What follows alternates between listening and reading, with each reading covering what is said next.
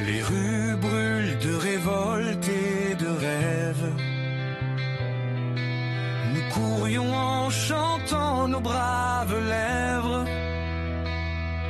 Des drapeaux rouges flottent dans le vent fou. Liberté criée sous la lune et nous floue. Salut tout le monde, je suis William Beck. Et aujourd'hui, on va plonger dans l'histoire d'un gars qui est passé d'un petit Corse fauché et maladroit à quasiment régner sur la moitié de l'Europe. Ouais, je parle de Napoléon Bonaparte. C'est le gars qui a rendu le fait d'être. Petit et autoritaire coule bien avant que ça ne devienne à la mode. Des batailles aux trahisons en passant par une sérieuse obsession pour les chapeaux, sa vie était comme un film à succès, sauf qu'il y avait beaucoup plus de canons. Alors prenez un encas et plongeons dans le vif du sujet. Notre histoire commence à la fin des années 1700, une époque où la France était vraiment fauchée. Et par ruiner, je ne veux pas dire annuler votre abonnement Netflix. Fauché. Je veux dire vendre vos meubles pour acheter une baguette, c'est être fauché. Pendant ce temps, le roi Louis XVI et la reine Marie-Antoinette profitaient de la vie au palais de Versailles, sirotant du champagne, organisant des fêtes. Tellement chic, même les influenceurs d'Instagram seraient jaloux. Les gens, ils n'étaient pas contents. On meurt de faim, ils ont crié. Et que disait supposément la reine? Qu'ils mangent de la brioche. Alerte spoiler. Elle n'a probablement jamais vraiment dit ça. Mais bon, ça fait un Superman. Rapidement, la révolution a commencé.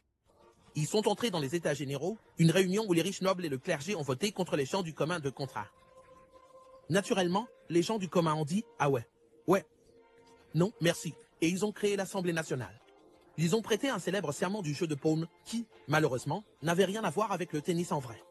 Au lieu, ils ont promis de continuer à se battre jusqu'à ce qu'ils obtiennent une toute nouvelle constitution. Puis est arrivé le 14 juillet 1789, le jour de la Bastille. Des foules en colère ont pris d'assaut la prison de la Bastille à la recherche d'armes et de prisonniers politiques. Ils ont trouvé environ 7 personnes à l'intérieur, dont une qui était probablement perdue et cherchait juste des indications. Quand même, c'était un gros truc. La révolution était officiellement lancée.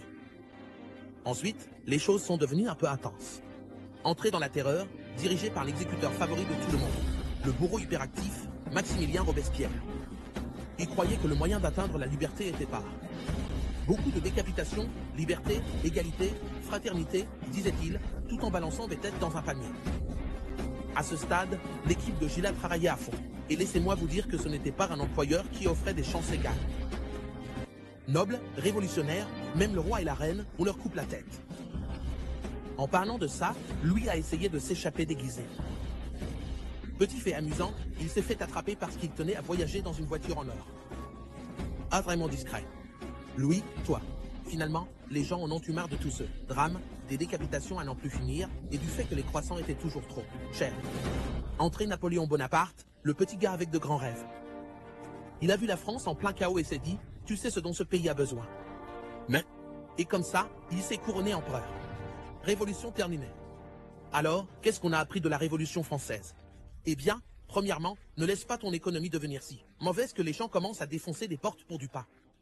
Et deuxièmement, peut-être qu'il ne faut pas faire confiance à quelqu'un qui a une obsession pour la guillotine. Alors, qu'est-ce qu'on peut apprendre de Napoléon? D'abord, la confiance est essentielle, même si tu n'es pas le plus grand gars de la pièce. Deuxièmement, la stratégie bat la force. Mais peut-être qu'il ne faut pas envahir la Russie en hiver. Et enfin, le pouvoir. C'est cool, mais ça ne dure pas éternellement, alors utilise-le avec sagesse. Que tu diriges un empire, ou que tu essaies juste de gagner une dispute avec tes frères et sœurs, l'histoire de Napoléon nous montre que des choix intelligents et un peu d'ambition peuvent faire toute la différence. À nos espoirs d'un futur sans chaîne ni désespoir. Les murs se fracturent de nos idées neuves. Nous étions jeunes et si souvent veuves. Révolution des rêves libres et forts. Nos cœurs battent au rythme des accords. Le peuple se lève contre les rois endormis. C'est nous qui écrivons l'histoire. Je suis William Beck, bienvenue chez les Alphas.